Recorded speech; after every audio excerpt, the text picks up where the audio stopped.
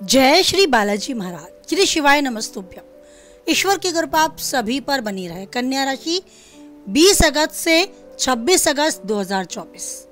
जानते हैं क्या कुछ लिखा है समय ने कन्या राशि से जुड़े जातकों के जीवन में 20 से 26 अगस्त 2024 के मध्य।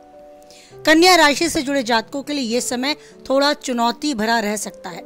नौकरी पेशा लोगों को कार्य क्षेत्र में कामकाज से जुड़ी कुछ एक मुश्किलों का सामना करना पड़ सकता है।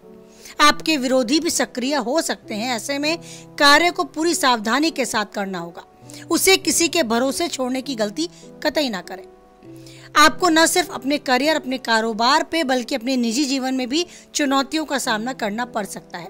यदि आप व्यवसाय से जुड़े हैं तो आपको बाजार में अपनी साख बनाए रखने के लिए अपने कॉम्पिटिटर के साथ कड़ा मुकाबला करना पड़ सकता है। बाजार में फंसे धन को निकालने में भी थोड़ी मुश्किलें आ सकती हैं। पैतृक संपत्ति को लेकर अगर स्वजनों के साथ कोई विवाद चल रहा है तो विवाद बढ़ने के थोड़े से चांस हैं। घरेलू समस्याओं को सुलझाने में भी आपका मन काफी चिंतित हो सकता है। भूमि भवन से जुड़े विवाद के सिलसिले में कोर्ट कचहरी के चक्कर आपको अधिक काटने पड़ सकते हैं।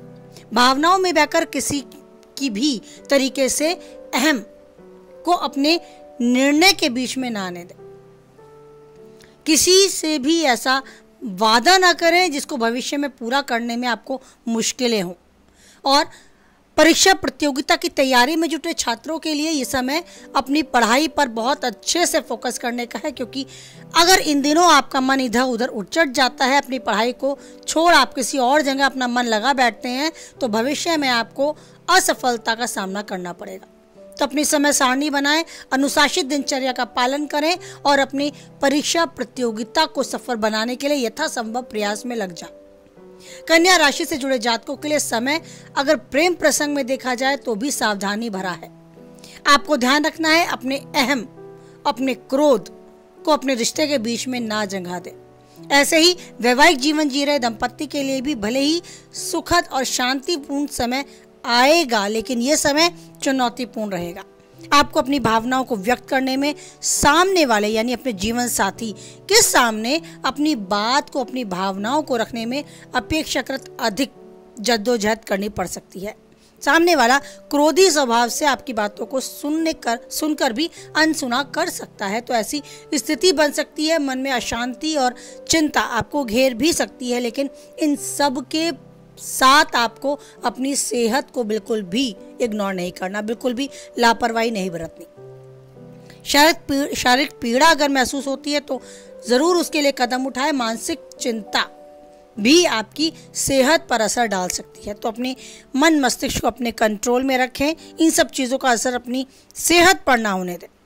आने वाले धूप छांव हमें आगे भविष्य के लिए तैयार भी करते हैं, तो हमें खुद से उनके लिए तैयार रहना होगा। जिंदगी बहुत आराम से काटनी है तो इन सब परेशानियों का सामना करना ही होगा। इन सब चुनौतियों का सामना करते हुए ही हम एक अच्छी जिंदगी जीने के लिए खुद को लायक, खुद को सामर्थ, खुद को योग्य बना पाते हैं। इस बात का ध्यान रखें। ईश्वर का ध्यान अपनी तरफ केंद्रित करने के लिए ईश्वर हमें सुने, हमें देखे, इसके लिए जरूरी है उस ईश्वर पर खुद का ध्यान। आप साथ बैठे, पास बैठे ईश्वर से बात करें। अपने शब्दों में, अपनी भावनाओं में, अपनी बातों को, अपनी चिंता को उस ईश्वर के साथ शेयर करें। भले ही वो सब जानता है, उससे कुछ छिपा नहीं, लेकिन ज़रूरी है उसके साथ समय बिताना। तो आप ऐसा करते चलेंगे, देखेंगे कि ईश्वर आपके साथ है। आपको महसूस होने लगेगा कि जब मैं परेशान होता हूँ, ईश्वर को याद करता हूँ, तो एक कनेक्शन मेरा उस ईश्वर के साथ बहुत स्ट्रांगली बनता जाता है। और जब वो आपको महसूस होने लगेगा तो आपको एक राहत और सुकून का भी आभास होने लगेगा। बस आपके जीवन में राहत, सुकून और खुशियाँ यूं ही बढ़ती रहें और आप जीवन में जो चाहते हैं वो पाएं और उन्नति के शिखर तक आगे बढ़ते जाएं। हमेशा खुश रहें, स्वस्थ रहें, मस्त रहें। इसी कामने के साथ वाणी को विराम देते हैं। ईश्वर के साथ बनाए रखें स्ट्रॉन्ग कनेक्शन, क्योंकि परिस्थितियाँ कैसी भी हो, कोई है या नहीं है आपके साथ, ईश्वर ही है जो कभी नहीं छोड़ेगा आपका साथ। इसी भरोसे को और दृढ़ करते हुए बोले एक बार जय बालाजी महाराज, जय माता दी।